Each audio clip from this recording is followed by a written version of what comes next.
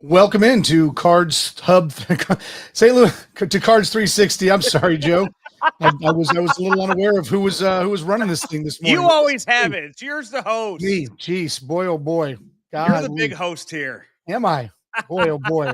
Yes. Well, I'm going to have to go and find my reads on this one as well, buddy. So or maybe we could do those together. So I got you covered. All right. Sorry about that. Look at that. Yes. Miscommunication here at this is STL Sports Central, Card Central 365. Joe Roderick, Chris Pelikan off to a gleaming start. Fantastic work as we get things rolling today for yet another day of Cardinals baseball. We are getting close to that trade deadline that everybody keeps their eyes on.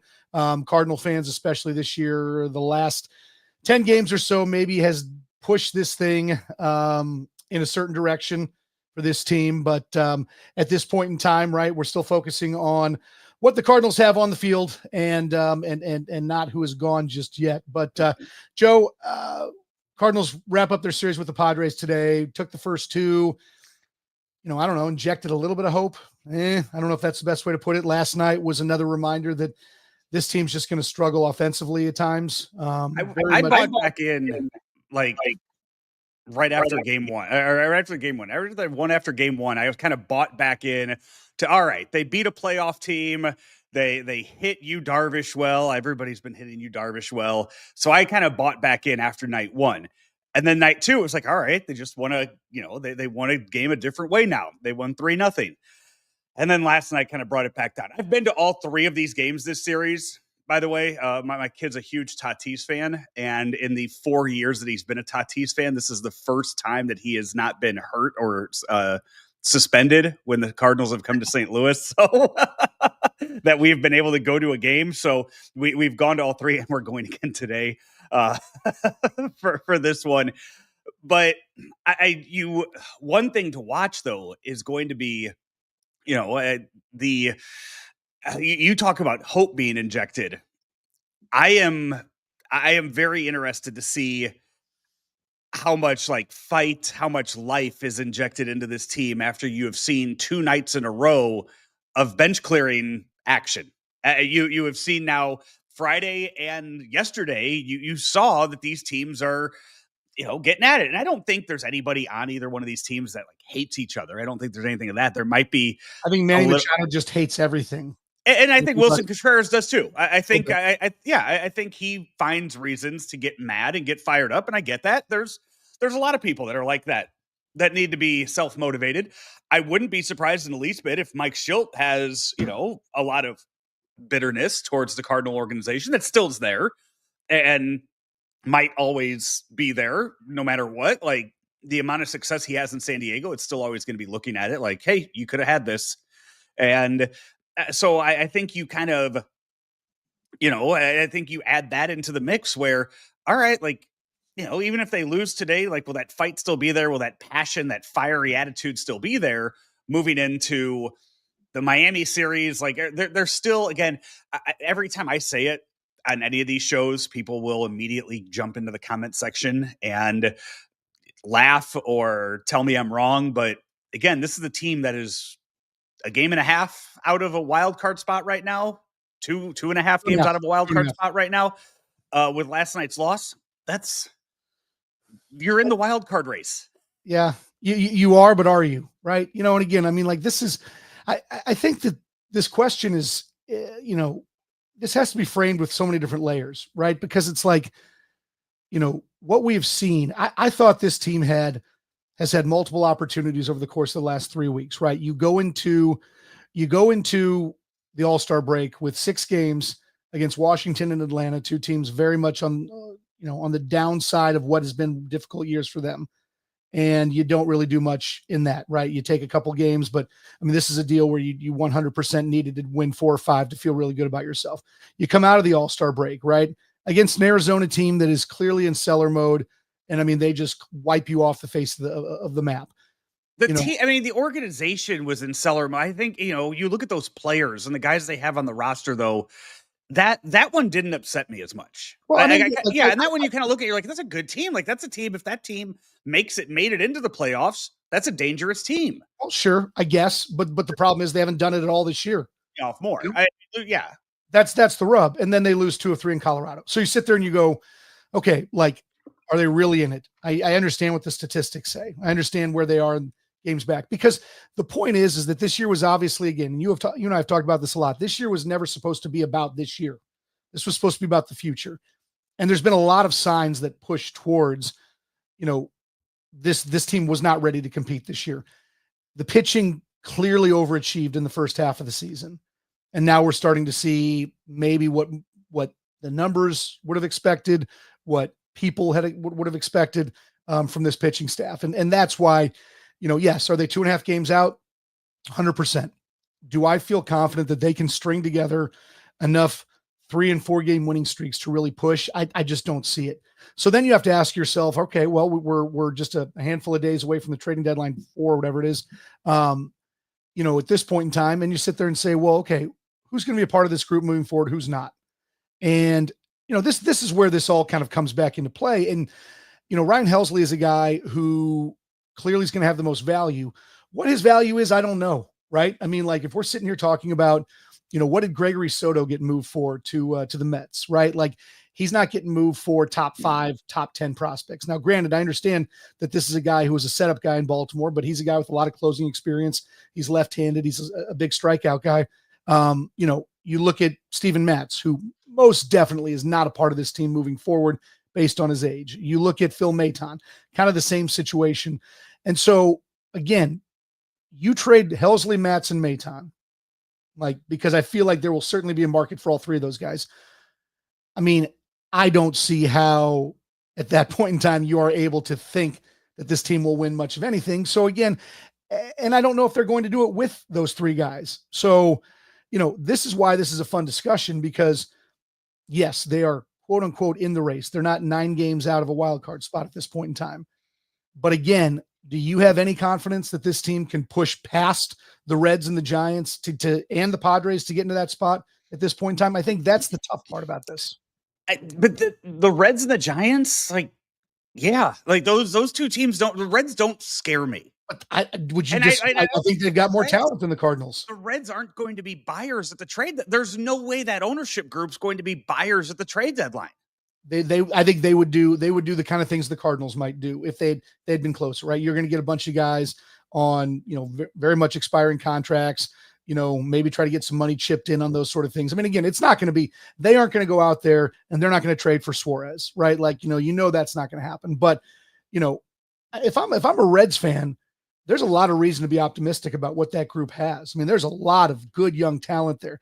The pitching's been really, really strong at certain points this year. So, I mean, I feel better about making the playoffs if I'm a Reds fan than a Cardinals fan. And the same thing with the Giants, personally. Yeah, and the Giants just seem to be they could be buyers. I could see them going out there and making a big splash. We haven't seen them this year. I don't know enough about them to know what their needs are at the moment, but I would imagine they're going to try to go out there and get a big name in this next week. So, and that might, that would be one guy. Could you imagine if that's a trade partner for the Cardinals? when you look at all of the different names that are out there, as far as, offensive, defensive, kind of the rumors that are floating around, if you go out there and make a trade with a team that's 1 game in front of you, right? Well, right. And it's a terrible narrative, but I mean, also, like, let's be honest. I mean, do we think this organization has been really concerned about the narrative with their team? Right. I mean, because, I was at the game last night. I guess you and I could have hooked up at some point in time, but I mean, you had 20,000 people again there last night for a Saturday night game where it was like sitting in a pressure cooker. But again, I mean, obviously, and I've had this theory for a long time. Had the Cardinals just made a couple of trades in the offseason that made it look like they were trying, they would have had 5,000 more per game this whole season. Yeah. The idea that they did like one thing and signed Michael Hellman and then Phil Maton. I mean, like, it was just such an anemic, apathetic offseason that people couldn't get behind it. I understand the money issues. You and I have talked about this a lot.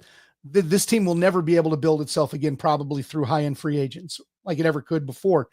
They've just got to be smart the way they used to be about making trades with guys who are arbitration eligible or whatnot and get value out of 27-year-olds who've got 2 years left in arbitration and build your team that way, And so, so my point being, to your point, yes, if they would make a trade with the Giants and send people over there, like the team they're the game behind in the wild card, a half game behind them. Yeah. Yes, that would be fodder for everyone like you and me who would sit there and say, and every fan. So, but I would just tell you, it just doesn't seem like that stuff bothers this organization. And let me throw this. So this is out in the comments, Sound of Silence saying nobody will pick up the contracts of Nolan Arenado and Steven Matz.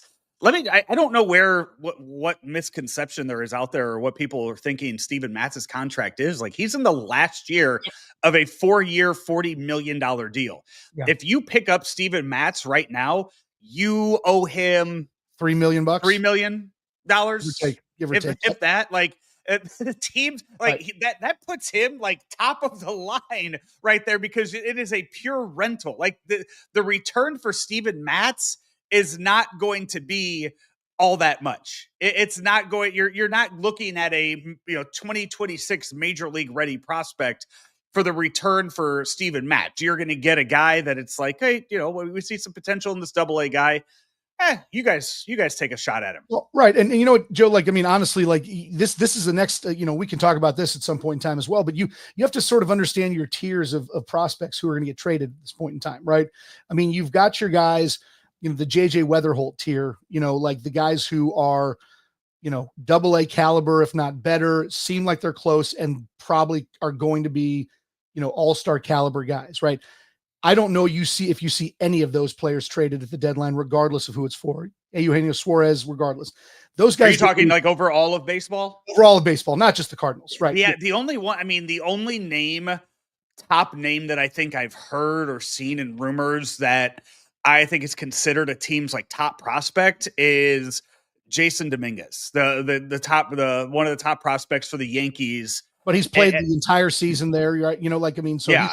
And maybe they're deciding he's not as good as they thought he was, right? Like, and they got this new guy. Yeah, they have some guy down in AAA that who just got hurt. Yeah. He's only 6'8", and I'm blanking on his name right now. It's like Spencer. Seth something, is it? Yeah, I thought it was Spencer Jones. Spencer. Yes, you're at Spencer Jones. Jones, and he's like, but he just got hurt himself. So and I just teams at this point in time don't have to move their ace guys. So then you got your two different tiers at that point in time. You've got your lottery tickets, right? This guy is a 19-year-old, Venezuelan who's playing in the, in the Dominican Summer League, and he's got good tools, right? Like, you got those, and then you've got your guys who look a lot more like, I'm trying to think of a good example from a Cardinal standpoint, but the quadruple A prospects, right? These guys who go down to, who are AAA, who are batting title kind of guys in AAA. And then come up and just don't do much, right? I mean, it's sort of your proverbial, Luke Voigt before he, caught fire for a year with the Yankees. Like, those are the guys who are going to be available. So, I just don't see, and this has always been one of my things about trading Helsley. Like, should they have traded him last trading deadline? Should they have traded him in the offseason? Should they trade him now? I've always been very curious what the offers for Ryan Helsley have looked like, because I kind of thoroughly believe that if anything had come across that looked really, really enticing, like you're getting an advanced pitcher who's 20 or 21 and looks like he's going to be a middle to upper rotation guy for 10 years. Like, I think they would have pulled the trigger on that at any point in time. I just think what you're seeing now in trades, and I mean, you can look at the ones that have been made, granted, not for huge names. I mean, look at Josh Naylor, who is a guy who's been having a very productive season in Arizona, free agent to be, had a great season in Cleveland.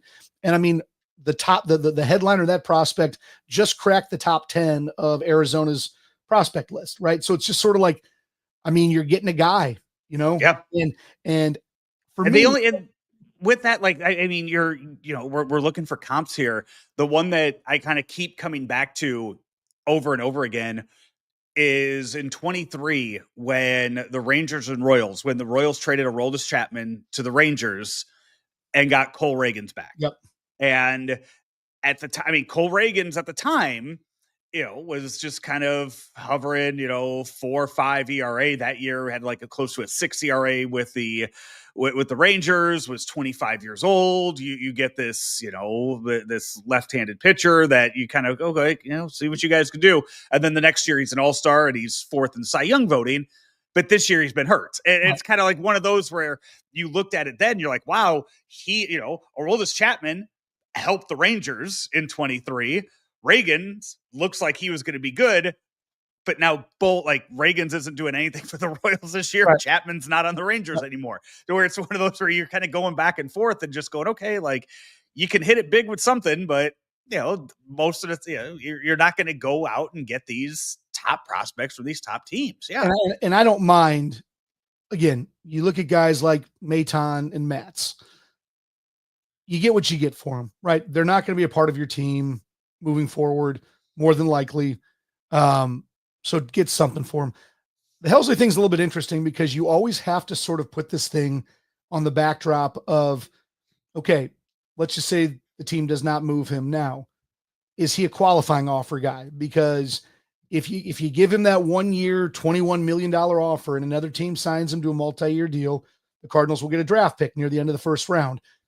So you got to kind of put it in that perspective, right? Is the return that the team's getting going to be better than the player they can take in next year's draft in the first round?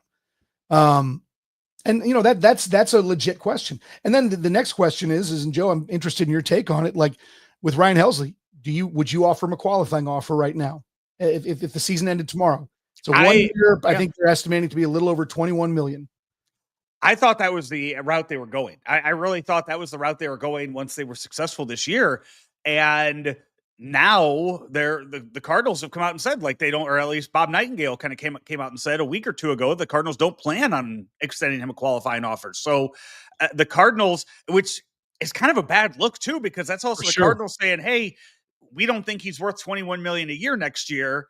We're just going to kind of just wipe our hands and be done with it. So I think you look at that and okay, what do other teams, how are they going to value Helsley? Now, it very well could be, whoever he gets traded to, he could go off. He could be a postseason darling, make up for the postseason that he had in 22. And next thing you know, like he's out getting a 5-year, $120 million deal this offseason. But I think there's going to be, you mentioned it, fascinating that you look at him. I look at Ryan Helsley, and you look at him like 2-3 years ago when they pushed him out there and he'd pitch a game and then he'd have to be shut down for 2 days and he'd come back. And then last year they kind of found that special formula that worked for him. And they figured out how to make him the most effective version of himself. In the postseason, having a closer that can only get you 3 outs, we've seen how postseason pitching completely changes from regular season pitching. You need a guy that can go out there and get you 5 outs at the end of a game. And Ryan Helsley can't do that. So do other teams look at that and say, that guy's not going to put us in a position to get to a World Series as a closer. We're not giving him closer money. That's a great 7th, 8th inning guy. And maybe that's what he becomes when he gets traded. So I think it's more of what teams around the league are kind of looking at as far as what you're getting with Ryan Helsley. Yeah, 100%. And I mean, I would almost see him at this point for I think there'll be a lot of interest in him as a setup guy, because again, we look at what has been the one kind of mantra with good teams in the playoffs over the course of the last 5-10 years. And it's been these, we're going to get our starters to get through 5 innings and then we're just going to bullpen the crap out of you, And so if Helsley, I mean, if a team like, the Astros or a team like, the Yankees, the Phillies are the kind of the one that everyone keeps coming back to, I think, right? 100%, the Phillies, they got a lot of building to do in the bullpen based on what's happened with their, they wanted Jordan Romano to be the guy. It hasn't worked out really well. They obviously had Alvarado go, on the PED suspension, and he won't be eligible for the postseason. And so it's like, I mean, if the Phillies want to make a real run, I think they're going to be very active bullpen wise. And Helsley makes sense, but again, I mean, I would not be surprised to see a team like Houston, who's got tons of late inning, weapons, say, let's go get Helsley and let's just, we'll do Abreu in the 7th. We'll do Helsley in the 8th. We'll do Hader in the 9th. And it just becomes one of these things where, a limited starting pitching staff needs to go 5 innings. And then all of a sudden you've got this thing squared away. So, again, to your point though, if we're talking about now where his value is versus free agency, where the value is, it's a great question. The one thing that I will say, and again, I agree that he has been less than reliable this year, but I mean, you really scour statistics amongst closers, and there really are not a ton of elite guys at this point in time. There's a lot of guys who have had trouble. There's guys who, I look at the guy up in Detroit, Will Vest, who has been fantastic, but came out of nowhere. And a lot of times those guys sort of flame out again real quick. And it's just sort of like, you've got Josh Hader, who's done really, really, a nice job. You've got, Jeff Hoffman in Toronto, who looks like he's kind of reestablishing himself as a pretty good, but it's not a huge, there is just not this era where there are 25 shutdown closers. And when the game gets to the 9th, it's over. So as much as we as Cardinal fans want to look at Helsley and say, boy, he's been bad. I mean, statistically, the whip's not really good relative to other closers, but I mean, his ERA, his strikeouts, they're not that far off from what you're going to see from a majority of closers in the majors at this point in time. So it's very, very interesting to see. And I'm sure we will continue to chat a little bit more about. Before quickly, though, just want to update everybody that jumping in here and listening. So 2 trades took place yesterday. Yep. In MLB. You had Randall Grichuk, former Cardinal, get traded to the Royals. So from the Diamondbacks, was it Diamondbacks? Yeah, Diamondbacks to the Royals. So pulled mid-game, by the way. Was in the game when that happens. It gets traded away. And then the other one, the Yankees go out and trade for Ahmed Rosario. He was on the Nationals. Ahmed Rosario gets traded to the Yankees. So they continue. Yeah. That one's a great example, truthfully, the Rosario trade of sort of what you might see in some kind of return. So the Mets had the Yankees had this pitching prospect for a while named Clayton Beeter, and people thought he was going to be really good. And he came up and threw a couple games and wasn't very good. And, and so he clearly became a guy, and I think he's in his mid-20s now. And they just said, okay, well, we don't have any use for you anymore. So we're going to use you to go get a utility infielder so I feel like you're going to see some of that kind of stuff. Right. And maybe Washington thinks that Clayton Beeter can find his true potential in Washington. But the Yankees just sort of were quick to say, this hasn't worked out in the amount of time. So I would tend to think that those are the kind of guys you're going to see coming back for Phil Maton and Steven Matz and maybe even Helsley, right? Maybe some guys who had some prospect buzz at one point in time, came up, didn't do a ton with it, and so again, I just, it's hard to think, and just not to get too far off topic on this one, but I mean, I'm trying to remember when guys got traded at the trade deadline that ended up making huge impacts later on.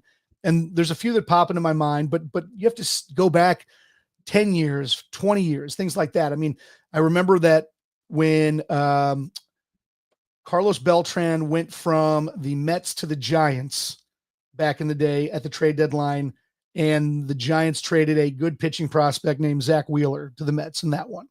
So that played out.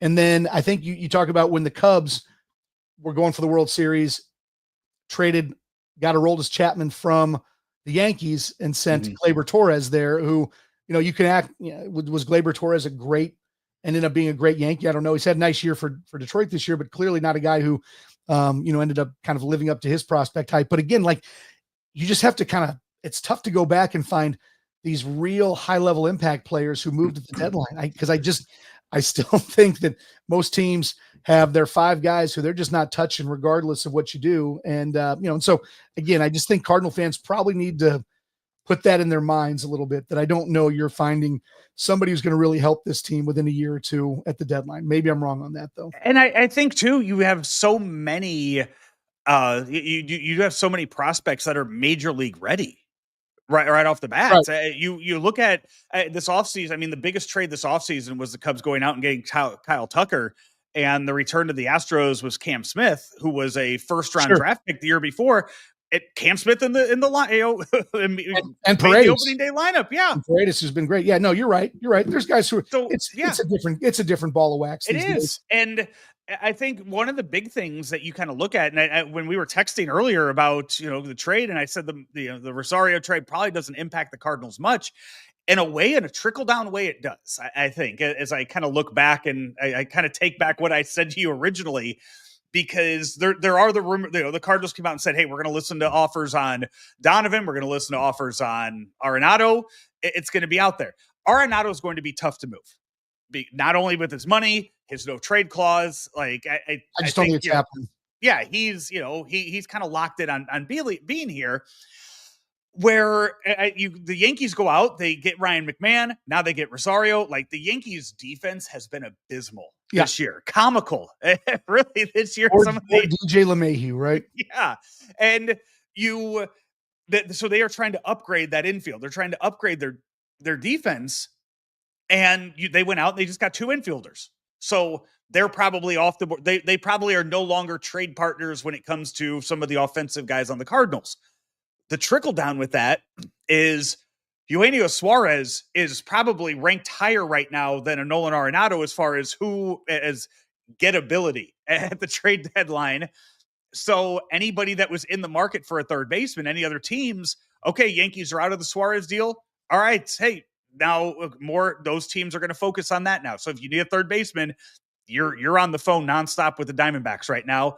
And if the asking price is too high, you go to the Cardinals. You just say, okay, like, what do you think it'll take for us to get it? Yeah, I struggle to see any world where Arenado is, short of the Cardinals eating a ton of money, which I just don't know that they want to do. I guess if Arenado starts becoming a bit of a problem and saying that this just isn't working out, and which I just don't know that that's in his DNA to do. But the production is doing exactly what we were worried it was going to do. It just continues to decline. I think he's a fantastic fielder. The defense hasn't let up a ton. I think there's certain plays he's not getting to that he used to, but that's, he's still one of the premier guys out there. I do not see a world where they can trade Arenado. I just don't. And on Donovan, man, it just seems like it doesn't seem to make a lot of sense to move one of the guys who you seemingly could build around moving forward. Again, I understand that he's a year away from free agency. I understand that, he's never going to be a slug guy. I understand that, these different things, but when you go out and, I think a majority of this team's offensive success has been primarily because guys like Donovan have really paced it throughout the course of the year. I don't know. I wonder what it would have to take to get, and I don't know. It just doesn't seem to make a lot of sense that he'd be one of the guys that you really are listening on. I just don't, again, we've talked about the 3 relievers, and I think that's about the extent of the market that exists for the Cardinals trade wise. Maybe I just don't see many other teams sitting there saying, for an Arenado, again, it's a huge lift off financially for a declining asset that you have for 2 more years. That just doesn't compute. I just don't see that working. The Donovan thing, I think there'd be huge interest in him. The versatility, the way he hits, he's built for the postseason. The fact that he doesn't struggle against high level pitching. He's a gamer. Again, there's no reason that Brendan Donovan wouldn't have a huge market. Having said that, again, I just don't know if you're Chaim Bloom looking at this team moving forward, I don't know how you piece this thing together minus Brendan Donovan. And again, if you've got a plan to completely strip this thing down to the studs, I just don't know. I can't fathom why they would do that. And again, maybe I'm wrong, but Donovan is a guy who I think not only can you build around, but I think you can re-sign him. Yeah. Long term, that'd be one where you throw 4 or 5 years at him and you say, all right, hey, we want you to be here for the long term of this rebuild. And he's not the guy who's going to get an 8-year deal for 25 plus, right? He's the fact that he's a lack of slug guy, right? That he just he's not a 500 slug guy. I think Brendan Donovan is a guy who's sniffing 30, or at around that age. Like you said, that 4 or 5 year deal, maybe at 12 to 13 per, I don't know. I feel like that might get it done. Maybe 15. You give the guy a 4-year, $60 million contract, and I think it's money well spent with this team. So again, I just don't know that he's priced himself out of your range. I think his productivity will stay high for several years. it doesn't make sense for me for the Cardinals to dump him. I don't know. I just don't see it. Yeah, that's the haul. The return would have to be enormous at this point. Yeah, it really would. So we got lineups, buddy. We do. Hey, let's before we get to those lineups, let me quickly tell you all about DraftKings. And I don't know if you have the new copy in front of you, Chris, because we came into this so well prepared. But I'm going to scroll until I find the new copy. If you don't have it yet, hold on. No, I do. I have it in. I have it in front of me. There we go. You win. All of our content here on STL Sports Central is brought to you by DraftKings and the DraftKings Pick 6 app. It's the simplest way to get in on the action. All you have to do is download that Pick 6 app. And when you make, it's simple. You get your picks. You pick more or less on each of the stats. I was there at the ballpark yesterday. I was scrolling through looking for homers. I like to play the dingers. And I like to go on the more homers on guys like Cal Raleigh or Shohei, and then you throw in a few extra picks on top of that to really get the return up there. But you could also do things like hits, total bases, runs scored plus hits. The possibility of strikeouts for pitchers, outs for pitchers. The possibilities are endless when it comes to the Pick 6 app from DraftKings. Don't settle for smaller payouts. Switch to Pick 6. And right now, new customers can get $25 in bonus picks with their first deposit of $5. Download the DraftKings Pick 6 app now. Use promo code STL Sports. That's code STL Sports for new customers to get $25 in bonus picks with the first deposit of $5. Better payouts, bigger wins. Only with Pick 6 from DraftKings, the crown is yours. Gambling problem? Call 1-800-GAMBLER. Help is available for problem gambling. Call 888-789-7777 or visit ccpg.org in Connecticut. Must be 18 and over. Age and eligibility restrictions vary by jurisdiction. Pick 6 not available everywhere, including New York and Ontario. Void where prohibited. One per new customer. Bonus awarded as non-withdrawable Pick 6 credits that expire in 14 days. Limited time offer. See terms at pick6.draftkings.com/promos. All right, we got lineups today, buddy. We do. Do you have a graphic of any sort to put up? I don't have the graphic yet. I mean, we are killing it. And that's not on us though. That one is not on. That's not on us. So we're good on that one. I believe one of our folks in the chat mentioned we needed our coffee a little bit earlier this morning, and I think that's a fairly accurate representation of where this thing's at. So I can go ahead and tell you where we're at on the lineup. It doesn't look significantly different than what we have been seeing over the course of the last few days. Donovan will lead off at second. Herrera's DHing in the 2-hole. Alec Burleson will be third in left field. Contreras at first base hitting cleanup. Arenado will be hitting fifth at third base. Mason Wynn at shortstop hitting sixth. Jordan Walker seventh in right field. Pedro Pajes will be doing the catching in the 8-hole. And Victor Scott is your center fielder hitting ninth. So exactly, I think what we saw last night. Michael McGreevy on the bump as they try to win the series. Okay, so this is I was thinking about this the other day when you look at, because the lineup has been the exact same lineup every single game. I think since we've come back, outside of Pozo for Pajes, I think is the only switch that's happened with that. So okay, so you have Pozo on the bench. I just had to look this up, so I'm not asking you to try to a gotcha moment here. Okay. Can you name me the 3 other bench players for the Cardinals right now? Because you know I seriously just looked it up. I have it open in the tab, and I was shocked. I was shocked to see one of the names on here. I mean, the truth is the truth is I don't know, because I know Gorman's obviously injured. Newbar's injured. Newbar's injured. So I don't. I mean, like, is Siani back up? And we don't know. Siani's not back. That's if you would have asked me this question, I would have thought Siani was just back there hiding in the dugout somewhere. Yeah. What about Jose Fermin? Is he floating? Jose Fermin's up here. Yeah, he got his first career home run. Remember, right before the All-Star break. That's right. I knew Fermin was up here. Oh, you got me. I'll give you Sajasi. Sajasi's up here. Yeah, he's been up here. Haven't played that much and hasn't been in the lineup for a while. So we are looking for the 26th guy on the bench. Man, I thought the Cardinals DFA'd this guy weeks ago. which they very well might have. Garrett Hampson is still on there the he roster. is. There he is. Yeah. That was the big answer to our issues with left-handed pitching. I could have gone through so many different names in this organization. I was about to drop Blade and see if he had come back up. I really thought, I thought that they had dropped Garrett Hampson like before that. No, Fermin didn't surprise me. I kind of figured, I was like, okay, I think Fermin's still up here. I don't recall seeing him sent back down. But yeah, Garrett I really thought Hampson was gone 3 weeks ago. Well, you know what? He's going to come up with a big hit today just to say F you, Joe. So I don't think he will. I agree with that. Actually, he's not going to. So I'm looking here quickly. I'm bringing up the game logs. I need actual game logs. The last time that Garrett Hampson played in a game, when is the last time? You tell me here. When's the last time you think Garrett Hampson got more than one plate appearance in a game? Oh man, that's pre-All-Star game for sure, right? Yes. Oh yeah, 100%. Yeah. Let's go. Let's say I'm going to go ahead and say July 13th. July 6th. Jeez, a whole week before then.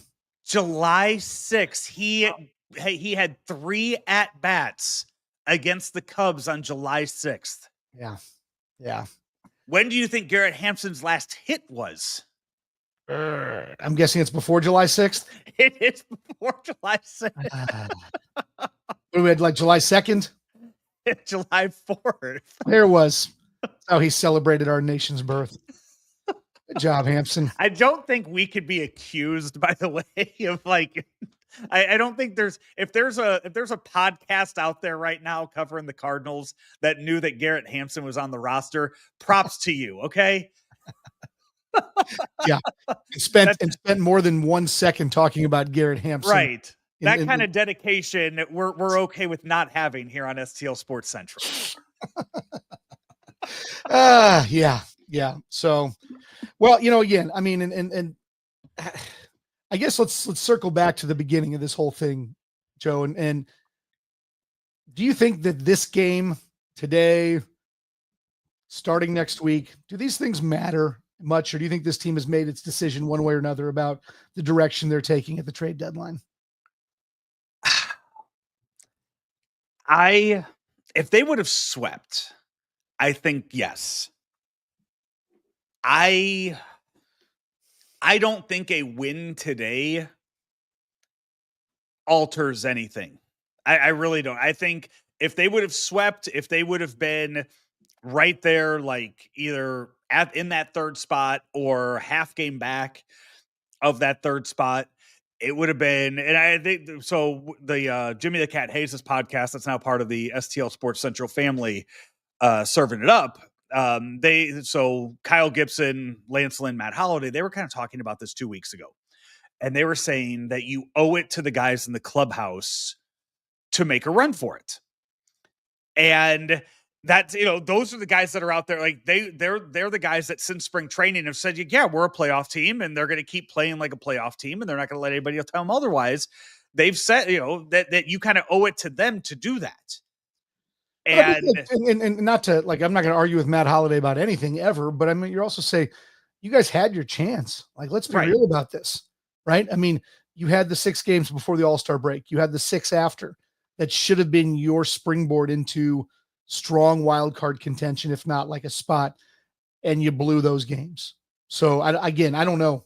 I don't know. I don't know that you owe them anything because they didn't I mean, it was a great start to the season. They treaded water long enough to be around. And then when, the proverbial, you talk about moving day and whatnot in golf tournaments. I mean, well, we had moving day for the Cardinals and they crapped their pants. So, again, I mean, it's like, I 100% want to give credit where credit is due for a first half that exceeded everyone's expectations. And and the guys that we mentioned losing, again, maybe somebody surprises you. Maybe somebody pops in there and maybe Andre Granillo ends up being that closer that you're looking for, that next great strikeout closer that you have. Maybe Gordon Graceffo takes his opportunity and runs with it. Maybe you do get to see this next line of arms that you have coming up. Last night in the game, you saw Kyle Leahy again, 2 2/3 innings or 1 hit. So you're losing Michaelis, you're losing Matz. This all, like, maybe Kyle Leahy is given that he's part of the runway of these guys, to where if you do get rid of some of these guys, now you have these other options that you're looking for, to where you're not just calling up nobodies that don't belong in Major League Baseball. Yeah. Interesting sidebar. I just was curious your thoughts. Let's say they move Helsley, Maton, and Matz, that all those guys are gone as of, August 1. Who is closing at that point in time for this team when they do actually have a lead late, which probably won't be all that frequently, but it's a cop-out answer, but it's between JoJo, Granillo, and Graceffo. That's what I think they go with, and they try to figure out. Everybody gets an opportunity. I think they like JoJo in a spot where he could face lefties late in the game, so maybe so if it is a lefty-heavy 9th inning, you go with him. They probably want to see if Granillo can strike out guys at a major league level the way he was in the minors. But Graceffo, I think they've already tried him out a couple times, and maybe that is Gordon Graceffo's future for that. So yeah, I think a year ago at this time, I thought that they should have moved Helsley at the deadline, and that Libby should have been the guy. I mean, it seemed to me at that time that Libby was fantastic in short stints and sucked as a starter. And I mean, again, I'm also the guy who said that Adam Wainwright should never have been moved out of the closer role, after the playoffs. So again, I think my track record maybe is not the most reliable. So, but to your point, I mean, I like the concept of Graceffo really trying to get his closer runway. I think Graceffo's got he's got a great mindset for closing. I think he is a bulldog out there. I think he loves, going up there and challenging guys. And so, again, I think it's smart to try to move Helsley if they can, to avoid having to make that qualifying offer decision, because, again, if there's any doubt that you're not offering him that, then, I mean, you got to get something for him at this point in time. And I would like to see Graceffo get an opportunity to see what he can do. Helsley is the guy right now that I would be most surprised if he is on the roster, if he's on that plane heading out west for the games on Friday.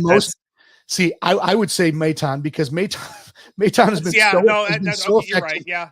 And you're talking 1B. Yeah. Yeah. And you're talking about, like, teams with any sort of financial concerns. My gosh, Maton's on a prorated $2 million at this point in time. So, I mean, basically, any team who picks him up is going to owe him about $800,000, Yeah. So it's like, I mean, he's value wise. I don't know. The truth is, I don't know if there's going to be a ton of guys who are more valuable, per what they're going to be owed from a financial standpoint than Phil Maton at this point. And then turn around and try to re-sign Phil Maton again next year. That's in the offseason. Go try to get him again and either run it back or make him part of your team next season.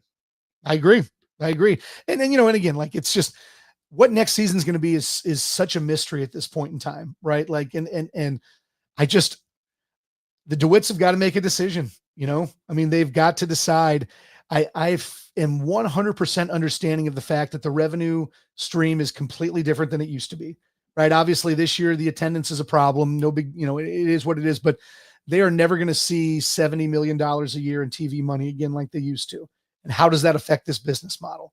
And if it's the case where they can only cap a payroll around 150 or something like that, well, fine. Chaim Bloom used to do that all the time in Tampa. He knows this stuff.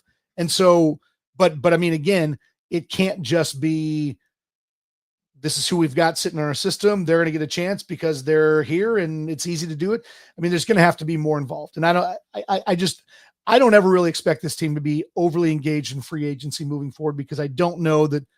I think they've learned their lesson. That's not how you build a team, but it'll be very interesting to see what Bloom does, in terms of trades and trying to find talent in areas that might not be just as easy as, signing and that sort of thing. So, Michael McGreevy day. I'm looking forward to today and seeing where they go from here. By the way, Padres lineup did just come out too. Tatis, Arise, Machado, Merrill, Bogart, Sheets, Cronenworth, Iglesias, and Diaz is who they're throwing out there today. So you got Sheets in for Bryce Johnson, I guess, who played yesterday, and then Maldonado's out and Diaz is in.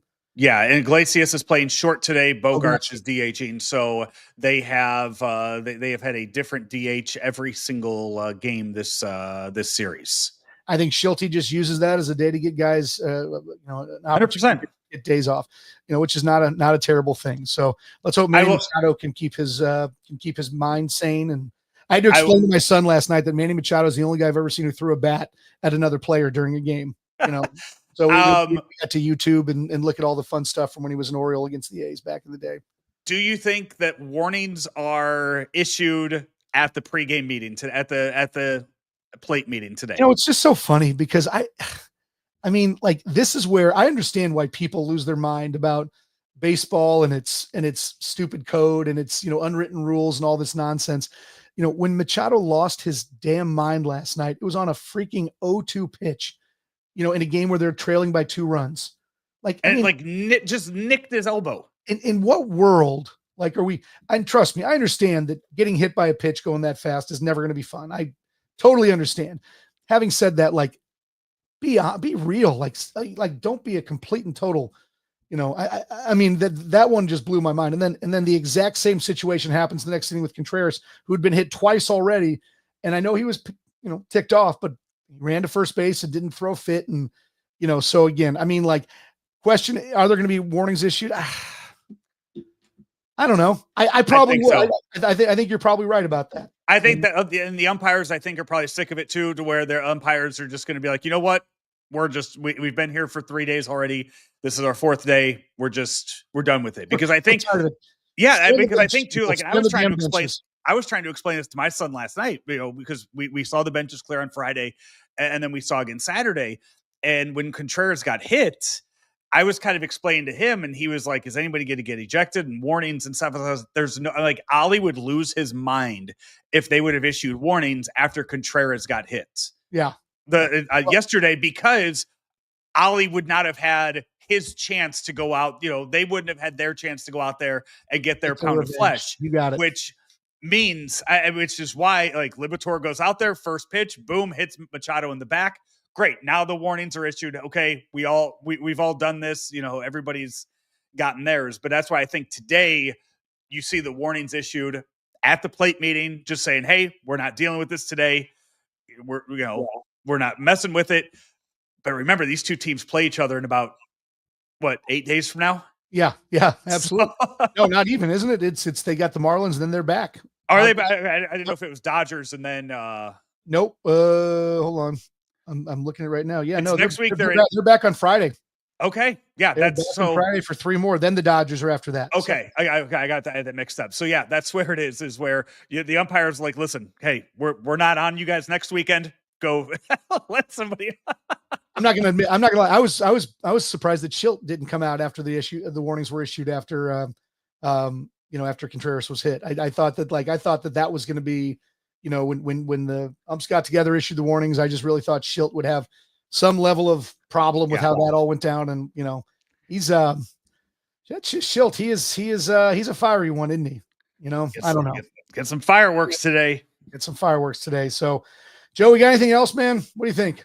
No, you and I are back at it for post game in studio for that today. So, and I will be ready to host that thing with bells on, buddy. We'll be ready to rock and roll.